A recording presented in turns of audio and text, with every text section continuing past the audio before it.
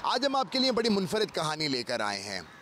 इस कहानी का आगाज़ होता है गुज़िश्ता माह, जब एक निजी बैंक का मुलाजिम को FIA ने खुर्द-बुर्द के मामले पे गिरफ़्तार कर लिया। वाक़े की तफ्तीश जारी थी, ताहम इस दौरान उस बैंक के अफसर के अहल खाना को एक कॉल मौसूल होती है, जिसमें एक तफ्तीशी इदारे का आला अफसर ख़ुद को ज़ाहिर करने के बाद में उनसे रकम तलब की जाती है। जी हाँ, आपने सही पहचाना, मैं इस वक्त जिक्र कर रहा हूँ मारूफ अदाकारा मॉडल नादिया हुसैन की, जिनके शौहर की गिरफ़्तारी के बाद में उनको इस किस्म की कॉल मौसूल हुई। हम इस हवाले से नादिया हुसैन का भी मौक़िफ़ जानेंगे और तफसीली तौर पर उनसे पूरी कहानी लेंगे कि एग्जैक्टली ये हुआ क्या था। लेकिन सबसे पहले जो नादिया हुसैन की जानिब से ये सोशल मीडिया पर जो इस वाक़े के हवाले से उन्होंने एक पोस्ट शेयर की थी, वो देखिए, उसके बाद हम नादिया हुसैन से भी मिलते हैं। Hello and Assalamu alaikum. A lot of you have been waiting for my comment regarding the viral news of my husband being arrested by the FIA in the Al Falah Securities fraud case. It is true that my husband is in FIA custody as of right now, only for investigation. But आज की जो video है is not about the case at all actually. मुझे तो हैरत उन लोगों पे होती है जो कि एक मजबूर, लाचार, बेचारी औरत को कॉल करके मुंह फाड़ के पैसे मांगते हैं कि उसके मियाँ की जो है वो जमानत कर दी जाए। भाई, आपने मुझे बेटा बोला, मैं सिर्फ आपको इतना जवाब दूंगी, बेटा अब तो तेरी खैर नहीं। वीडियो आपने मुलाहिजा फरमाई, आपने देखा कि मॉडल और एक्ट्रेस नादिया हुसैन ने सोशल मीडिया के ज़रिए जो उनके साथ वाक़या हुआ उस हवाले से उसे पोस्ट किया, लेकिन इस वीडियो के अंदर तफसीली तौर पे नहीं देखा जा सकता कि एग्जैक्टली ये वाक़या हुआ क्या था। मैं इस वक्त मौजूद हूँ एक मॉडल एक्ट्रेस नादिया हुसैन के साथ और हम उनसे तफसीली तौर पर मालूम करते हैं कि ये वाक़या एग्जैक्टली हुआ क्या था। नादिया साहिबा, क्या हुआ था जो आपको एक कॉल आई, आला अफसर बन के एक स्कैम कॉल थी, लेकिन साथ ही साथ और आपके अलावा और भी आपके जो घर के मेंबर्स हैं उनको भी कॉल आई थी, तो तफसीली तौर पर बताई थी वाक़या हुआ क्या था? सबसे पहले जब मेरे हस्बैंड को FIA वालों ने उठाया था ऑन फ्राइडे नाइट, तो चौथे दिन पे जो कि 11 तारीख थी, जो कि है ट्यूसडे, तो उस दिन जो है वो सबसे पहले मेरे बेटे के फ़ोन पे एक मैसेज आया, दो नंबर से मैसेज आया, AOA अस्सलाम वालेकुम। उसके बाद फिर दूसरे नंबर से मैसेज भी आया और फिर कॉल भी आई। जो वो कॉल की तो वो मेरे बेटे को उस शख्स ने ये बोला कि जी मैं FIA का कोई बहुत ही बड़ा मैं कोई आला अफसर हूँ, तो नाम नहीं बताया उन्होंने, और उन्होंने कहा कि जी आप आपकी मदर से बात कराएं। तो मेरा बेटा मेरे कमरे में आया, उसने मुझे बोला कि जी कोई इस तरीके से कॉल कर रहा है, वो अपने आप को FIA के बड़ा अफसर बता रहे हैं। तो ज़ाहिर है मैं थोड़ा परेशान हो गई, मैंने कहा अच्छा पता नहीं अब मुझे क्यों कॉल कर रहे हैं। फिर मेरे बेटे ने वापस उनको कॉल किया, तो उन्होंने फिर मैंने जब उनसे फ़ोन पे बात की तो उन्होंने कहा कि जी आप मुझे अपने नंबर से कॉल करें। इन द मीन टाइम मेरे बेटे ने जो है वो मेरा कॉन्टैक्ट उनको भी दे दिया। तो जब उन्होंने पहले मुझे मैसेज किया, उन्होंने जो अपना नाम बताया, मैं खैर नाम नहीं जानती थी क्योंकि जो भी अफसरान है FIA के मैं नहीं जानती किसी को, तो उन्होंने फिर अपना जो पोजीशन है, जो अपनी उनकी रैंकिंग है वो भी मुझे बता दी। तो मैं ज़ाहिर है वो पढ़ के मैं बड़ा परेशान हो गई। मैंने कहा अच्छा ठीक है। फिर मैंने उनको कॉल किया, क्योंकि उन्होंने ख़ास तौर पे ये बोला कि जी आप मुझे WhatsApp पे कॉल करें। कोई 512 पता नहीं क्या होता है, कार्रवाई होती है, मुझे तो नहीं ये सारी चीज़ें पता कि जी मैं वो कर सकता हूँ, और उसके बाद फिर मैं आपके हस्बैंड को जो है वो रिलीज़ करवा दूँगा। मेरी जो है वो कुरान की कसम आपके हस्बैंड से बात हुई है, उन्होंने कुरान की कसम खाई है कि जी वो पैसे के अरेंजमेंट्स करेंगे एंड वट एवर नॉट। और अब शुरू से मैं आपका भाई, आप मेरी बहन, और जी आतिफ ने बोला कि जी भाभी, और कि जी भाभी से आप बात कर लें, भाभी से पैसों का कर लें, और फिर यही बोला कि जी आप भाई को जो है वो क्या ईद का तोहफ़ा देंगे। देंगे। तो मैं खैर मैं ज़ाहिर है मैं पूरी तरीके से सब बात कर रही थी और उन्होंने अपनी जो रैंकिंग्स बताई, उन्होंने तो मुझे, मैं कहती हूँ कि उन्होंने, वो जो शख्स था उसने अब किसी को भी जो है ना नहीं छोड़ा, मतलब फ्रॉम द आला अफसरान टू द आला ऑफ FIA टू आला अफसरान ऑफ पुलिस, उन्होंने सबको रगड़ दिया कि जी मैं तो DG से भी, IG से भी, इससे भी, उससे भी, हर एक से मेरी बात भी हो गई है, ये भी। और वो बंदे ने जो अपनी बारे में तारीफ़ें की और जिस कॉन्फिडेंस से बात की, वो मैं ज़ाहिर है मैं थोड़ा सा आई वॉज इनिशली थिंकिंग कि ये बंदा सच बोल रहा है। उसने गुफ्तगू के दौरान किसी को कॉल करके ये बोला था कि आपके हस्बैंड का नाम लिया था और बोला था उनको बिठाओ, इस तरीके के कुछ साइकोलॉजिकली प्रेशर या एक माइंड गेम क्रिएट करने के तहत, ताकि पता लग जाए कि जी हाँ हम उनका ख्याल करना शुरू हो गए हैं, ताकि पैसे, ज़रा ये बताइएगा। जी बिल्कुल, उसने ये नाटक किया कि मेरे जो आतिफ के जो ऑफिसर हैं, FIA के जो IO हैं, उनको कॉल करके नाटक किया कि हाँ वो तुम्हारे साथ बैठा हुआ है, अच्छा ठीक है उसका ख्याल करो, और वो जो बंदा है पीछे से बोल रहा है जी सर आप फिक्र नहीं करें, और फ़ोन बंद कर दिया। अब ये भी एक साइकोलॉजिकल एक प्रेशर था कि ये शायद FIA ऑफिस में एक्चुअली उसके साथ ही बैठे हुए थे। तो of course it was so well planned, I would say, इतना अच्छी प्लानिंग से। अच्छा उसके बाद मैंने फिर इनको बोला कि मैं थोड़ा क्योंकि उन्होंने कहा कि जी 15 मिनट में आप मुझे 25 लाख दें कि ड्राइवर के हाथ भिजवा दें। तो मैं हंसने लग गई, मैंने कहा भाई ये तो उन्होंने बोला कि जी 15 लाख में जो है वो आप मुझे 50 लाख भेजें ड्राइवर के हाथ। तो मैं हंसना शुरू हो गई, मैंने कहा ये तो अजीब सी आप बात कर रहे हैं। और फिर उस शख्स ने बड़ी, मुझे लगता है बचकाना किस्म की हरकत की, जिसमें उसने फ़ोन मेरे मुंह पे बंद कर दिया। उस पॉइंट पे मुझे हुआ, मैंने कहा ये तो बंदा बिल्कुल भी सच नहीं है।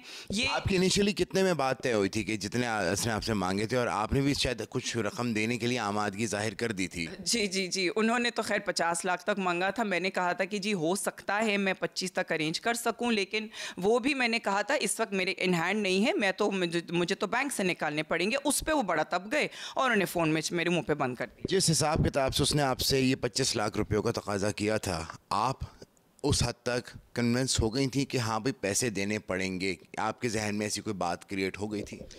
बिल्कुल देर के लिए ही सही, लेकिन ऐसी बात आई थी?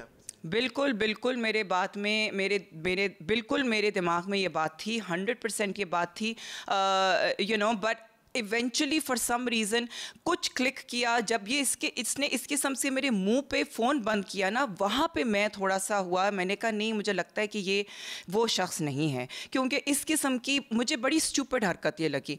तो एक ये रूसी हुई गर्लफ्रेंड टाइप कि जी फ़ोन मुंह पे बंद कर दिया। तो फिर मैंने उनको मैसेज किया, मैंने कहा भाई इतना जो अरेंजमेंट है वो शायद कल तक हो सकेगा। तो फिर मैंने एक और टैक्टिक मैंने तो एक मेरी तरफ से जो गेम मैंने खेलने की कोशिश की, मैंने कहा कि जी आप मुझसे FIA के ऑफिस में मिलें, आतिफ के साथ मिलें। तो उस पे उसने फिर कॉल कर दी। वो जो कॉल थी वो मैंने वो वाली कॉल रिकॉर्डिंग थी जिसमें उस बंदे ने कहा कि जी आप क्या मुझे बेवकूफ़ समझती हैं, और आप ये और आप वो, और फिर आप क्या आप जाएं आप मिलें आतिफ से, और पे मुझे तो आपने ख्वार कर दिया है, और आप तो सोशल मीडिया की औरत हैं, तो ठीक है आपको तो ये बातें समझ। इस वाली बात पे ना, ये वाली जो बातें थी, यहाँ पे मुझे पक्का यकीन हो गया कि ये बंदा सच नहीं है। उसके बाद इन द मीन टाइम मैंने ये स्क्रीनशॉट्स आपसे हम ये बात जारी रखेंगे। हम हमारे नाजरीन को जिस तरीके से इन्होंने बताया, जो एक इनके पास जो स्कैम कॉल आई थी, उससे जो मुल्ज़िम था, जो एक बड़ा आला अफसर बन के बात कर रहा था, उसकी भी चंद आपको झलकियाँ सुनाएंगे। आप इस दौरान आप ये बात सुनिए कि उसने नादिया हुसैन से किस तरीके से बात हुई थी, जिसके ऊपर ये कन्विंस हो गई थी उसे रकम की अदायगी के लिए। अपने बेटा मेरी बात सुने, जब अपने दोस्तों को ही बोलना है तो फिर मेरी बात करने की, आतिफ से हल्के बयान देने की क्या जरूरत थी? बस मैं समझ गया हूँ कि आप सोशल मीडिया की औरत हो, तो आप इस चीजों को नहीं समझ सकती हो। आप बस ठीक है छोड़ दें, कोई मिलने की जरूरत नहीं, कुछ भी नहीं है, कोई हमारी चीज टर्न नहीं है। आप तो मुझे उल्टा ख्वार करने के चक्कर में हो। नहीं क्यों? आप वो तो बड़ी लंबी छोड़ रहा था कि अपनी वाइफ को फोन करें कि 50 आपको करवा देगी, उनकी ताल्लुक ये है। मुझे पता था कि ये जो है वो आपको पता नहीं किस तरह की समस्या है बेटा। मैंने उसको बोला भी था कि कोई कंफर्म बात करूं ताकि मैं DG साहब से ऊपर बात करके मसला करूं, क्योंकि मेरे हाथ में जो था मैंने DG साहब से बात की। अब अगर डी साहब को मैं बोलता हूँ कि सर आज वो नहीं हो सकता और वो नहीं दिया उन्होंने कोई भी ऐसी अमाउंट या कोई ऐसी चीज, तो वो तो बोले डायरेक्ट बोलेगा कि 2 केस और डाल दो। चले आपकी मर्जी बेटा, कोई इशू नहीं है। अगर ये आप चाहते तो आज ही कर सकते, तो मैं अपना मसला क्लियर करवाऊँ आपका और जो है वो भी जो पेपर बनवाऊँ। मगर आप मेरे ख्याल में नहीं चाहती है कि आप हस्बैंड आपका बाहर आए। चले बस बेटा, जो आपकी मेरे दरमियान बात थी वो खत्म हो चुकी है और ये किसी से जिक्र भी नहीं करना है कि मेरी बात आपसे हुई है, ठीक है? बस ये ज़हन में रखना है। बाकी इंशाल्लाह ताला जो भी होगा अच्छा ही होगा आपके हस्बैंड के लिए, वो आप देखेंगे खुद। जो भी आपने मेरे साथ हल्फिया बयान देना है वो दिया है कुरान शरीफ पे, ये बात आपके और मेरे दरमियान ही होनी चाहिए। किसी को ये नहीं बताना चाहिए कि मतलब बोलना आपने कि मेरी कोई बात भी हुई आपसे, ठीक है बेटा? आपने सुना कि किस तरह से जो कॉल करने वाले ने कितना प्रोफेशनली बात की और साथ ही साथ रिश्वत तलब करने के लिए नादिया साहिबा को प्रेशराइज़ भी किया। नादिया साहिबा, इसके बाद में जब 25 लाख रुपए के ऊपर आपको शक पैदा हो गया, फिर आपने क्या फाइनली डिसाइड किया, जिससे आपकी क्या मज़ीद कोऑर्डिनेशन आगे बढ़ी, ज़रा बताइए। और ये मजमूई तौर पे ये सारी की सारी रकम जो ये मांग रहा था, ये आतिफ जो आपके शौहर हैं उनकी ज़मानत के लिए मांग रहा था? जी जी जी बिल्कुल, मेरे शौहर की ज़मानत के लिए मांग रहा था। और शक मुझे वहाँ हुआ कि जहाँ पे उसने इस किस्म की लाइक बातें शुरू कर दी, फ़ोन मुंह पे बंद कर दिया इस किस्म से। फिर जब मैंने उसको बोला कि जी आप मुझसे मिलें FIA के ऑफ़िस में, भाई अगर आप अफसर हैं FIA के तो आप मुझसे मिल सकते हैं FIA के ऑफ़िस में, तो वहाँ पर जब उसने मुझे सेकेंड टाइम कॉल की, वहाँ पर मुझे यकीन हो गया कि ये बंदा झूठा है। बेटा ये मजाक समझा हुआ है कि आतिफ से मिलवाएंगे कि आप जाके मिले, मैं बोल देता हूँ आप जाके मिले, मगर ये जिक्र बिल्कुल नहीं कीजिएगा, ठीक है? आप आ जाओ ऑफिस जब चाहो, मगर ये अब मेरी आपसे साथ कोई कमिटमेंट कोई डन नहीं है, हर चीज खत्म हो गई है, ठीक है? आपको इसका मतलब क्या है कि मैं झूठ बोल रहा हूँ? मेरे को ट्रस्ट नहीं था आप पे, आपने नहीं, मैं ये कह नहीं मिलवाई नहीं, मैं कह रही हूँ आप मेरे से आतिफ के साथ मिलें, ताकि ये कि जो अमाउंट की जो डिस्कशन है वो आतिफ के साथ हो जाए, ताकि आतिफ भी मुझे गाइड करे ना कि ये इतना अमाउंट मैं कहाँ से निकालूं। बेटा जब उसके साथ हर चीज डन हो गई, आप नहीं, आतिफ के साथ डन हुई है ना आपकी, देखें आतिफ के साथ डन हुई, लेकिन मुझे तो नहीं आतिफ से कोई इन्फॉर्मेशन पता ना। तो मैं अगर आतिफ कहते हैं कि हाँ जी ये अमाउंट यहाँ से निकलवा लो, इस दोस्त को कॉल करके निकलवा लो, तो मैं उनको कॉल कर लूंगी। फिर मैंने सारी स्क्रीनशॉट्स इसके रिकॉर्ड करने शुरू, तो मैंने जो रिकॉर्डिंग थी वो मैं कर रही थी और स्क्रीनशॉट्स भी मैंने इसके मैसेजेस के कर लिए थे। इसके फ़ौरन बाद इस बंदे ने मेरी मदर इन लॉ को, मेरी सास को कॉल किया और बोला कि जी आपकी तो बहू इतनी बदतमीज़ है और इतनी रूड है, वो तो चाहती नहीं है कि आपका बेटा जो है वो जेल से बाहर आए, और इस किस्म की मेंटल टॉर्चर मेरी 85 ईयर ओल्ड मदर को भी की, मदर इन लॉ को किया। जहाँ पे वो मेरा बेटा जब नीचे आया हुआ था तो उसके बाद मुझे उसने कॉल किया कि मामा इस बंदे ने जो है वो दादो को भी कॉल किया। तो मैं भागती भी नीचे कि मैंने कहा मेरी माँ को, मेरी सास को जो है वो हार्ट अटैक ही ना हो जाए कि किस्म से कोई बंदा उनको कॉल करके ये बकवास कर रहा है। तो मैं नीचे भागती भी आई और फिर मैंने आंटी को तसल्ली दी। मैंने कहा आंटी ये फेक है, आंटी स्कैम है, आप प्लीज़ परेशान मत हो आंटी, ये बंदा गलत बंदा है।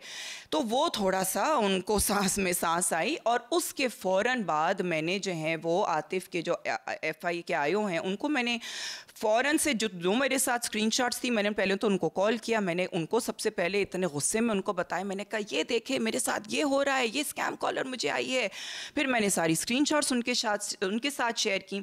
वही स्क्रीनशॉट्स मैंने अपने लॉयर्स के साथ शेयर की। मेरे जो अपने जानने वाले जो थोड़े से रिसोर्सफुल लोग हैं, फैमिली मेम्बर्स जानने वाले, उन सबको मैंने ये शेयर किया। फिर मैंने साइबर क्राइम के पोर्टल पे कंप्लेन की कि जी इस किस्म से जो मुझे एक बंदा है ये इसने मुझे कॉल किया है। और ये बताइएगा ये सारी गुफ्तगू के दौरान कुछ आपकी जो आपने सोशल मीडिया पे पोस्ट किया था उसमें ये भी मेंशन हुआ था 2 अलग अलग ऑफिसर्स की तस्वीरें भी लगाई गई थी। ये क्या बात थी जो कोई जो आपको जो एक सोशल मीडिया एक ऐप के थ्रू एक कॉल जो आई थी उसके अंदर पिक्चर स्विच हुई थी, उस हवाले से बताइए। बिल्कुल बिल्कुल, ये भी एक बड़ा अजीब एक सिनारियो हो गया था कि जिसके अंदर सबसे पहले जो मेरे बेटे के फ़ोन पे कॉल आई थी वो तस्वीर थी जो कि एक सूट में एक शख्स था, ब्लू सूट में, और मुझे जब कॉल आई तो वही नंबर से वो तस्वीर चेंज हो चुकी थी और वो थी कोई शख्स शख्स की जो कि पुलिस यूनिफॉर्म में है। तो मैंने उस वक्त के अपने बेटे के फ़ोन की जो वो वाली तस्वीर थी उसका स्क्रीनशॉट किया, और जब मुझे वो तस्वीर चेंज हुई भी से हुआ तो मैंने वो भी स्क्रीनशॉट किया। वो दोनों मैंने स्क्रीनशॉट्स जो आतिफ के आयो हैं उनको मैंने भेजा, तो उन्होंने ये मुझे बताया कि जी ये जो सूट वाले हैं ये लाहौर के आला अफसर हैं। तो फिर मुझे हुआ, मैंने कहा ये बंदा जो स्कैमर है ये लाहौर के भी अफसर को इम्पर्सनेट कर रहा है, और कराची के कोई भी ऐसे केस में वो कराची के अफसर को इम्पर्सनेट कर रहा है। मेरे साथ इस वक्त मौजूद हैं नादिया हुसैन के साहबजादे शाहदेल। इनको सबसे पहले कॉल मौसूल हुई थी। शाहदेल से तफसीली तौर पर जानते हैं। शाहदेल, क्या हुआ था? आपने अपनी मामा का नंबर कन्वे किया था, लेकिन उन्होंने बताया कि सबसे पहले कॉल आपके पास आई थी। क्या कॉल आई थी, तफसीली तौर पर बताओ। उसने आपको क्या बात कही थी इंट्रोडक्शन के बाद में, और किस तरीके से कन्वेंस किया था, ये ज़रा बताइए। उसने सबसे पहले मुझे कॉल करके यही बोला कि मैं से कॉल कर रहा हूँ, आपके अबू के हवाले से मैं बात कर रहा हूँ। एंड उसने पूछा कि आपका क्या ताल्लुक़ है। मैंने कहा मैं उनका सबसे बड़ा बेटा हूँ। तो उन्होंने पूछा आपकी अम्मी है घर में? मैंने कहा जी। उन्होंने कहा आप मुझे उनका नंबर दे दें, मैं उनसे बात करना चाहूँगा। बेसिकली इतनी बात हुई थी हमारी। एंड उन्होंने ये भी बोला था कि आप मेरा नाम सर्च कर सकते हैं ऑनलाइन, एंड आपको मेरी आर्टिकल्स भी मिल जाएंगी, एंड आपको यकीन हो जाएगा कि मैं कौन बात कर रहा हूँ। अच्छा, उन्होंने फ़ोन करने के बाद में आपको इस बात की यकीन दहानी कराने की कोशिश की थी कि वो कौन बात कर रहे हैं, उनके बारे में आप क्रॉस चेक भी कर सकते हैं, इस टाइप की बातें की थी? उन्होंने ये कहा था कि आप मेरा नाम सर्च कर लें गूगल पे और आपको आर्टिकल्स या वीडियोस मिल जाएंगी। अच्छा जी जी। आपने जब आपके पास कॉल आई थी तो वो सोशल मीडिया कॉल थी, एक ऐप कॉल थी, करेक्ट? व्हाट्सएप पर कॉल की थी उन्होंने जी। तो आपको उसके ऊपर जो पिक्चर शो होती हैं उसमें भी कुछ चेंजेस पता लगी हैं? जी, जब उसने मुझे कॉल की तो पिक्चर और थी, जब मामा को कॉल की तो उसकी पिक्चर चेंज हो चुकी थी। आपकी दादी को भी कॉल गई थी इस हवाले से, ये बताइए, उसके हवाले से बताइए, वो आपको पता? तो अम्मी से बात करने के बाद उसने दादू को कॉल की। उसने ये बोला कि आपकी बेटी बहू आपके बेटे को रहा नहीं करना चाहती, एंड वो उनको घर नहीं लाना चाहती, एंड वो बहुत बदतमीज़ है, आप उनसे प्लीज़ बात करें। इस तरह से उसने दादी से शिकायत लगाई थी। दादी परेशान हुई थी इसके बाद? परेशान तो हुई थी, पर मैंने फ़ौरन उनको समझा दिया। शुक्र है मैं उनके बराबर में बैठा हुआ था उस वक्त। मैंने फ़ौरन उनकी कॉल काट दी, उनके हाथ से फ़ोन लेके कॉल काट दी। उनको समझा दिया मैंने कि ये स्कैम कॉल है। इस वाक़े के बाद में जब आपने दोस्तों वगैरह को बताया तो कहीं फिर पता चलना शुरू हुई कि इस टाइप के काम बहुत हो रहे हैं? ये तो जी, ये तो सुनने को मिला कि जी इस किस्म की बहुत स्कैम कॉल्स आती हैं। मजबूरी के वक्त में लोग फ़ायदा उठाने की कोशिश करते हैं। आपने नादिया हुसैन और उनके बेटे का मौक़िफ़ जाना, जिसमें उन्होंने वाज़ेह तौर पे बताया गया, उनकी तरफ से बताया गया कि किस तरीके से FIA का आला अफसर का नाम लेके उनको कॉल की गई और उनसे पैसे तलब किए गए।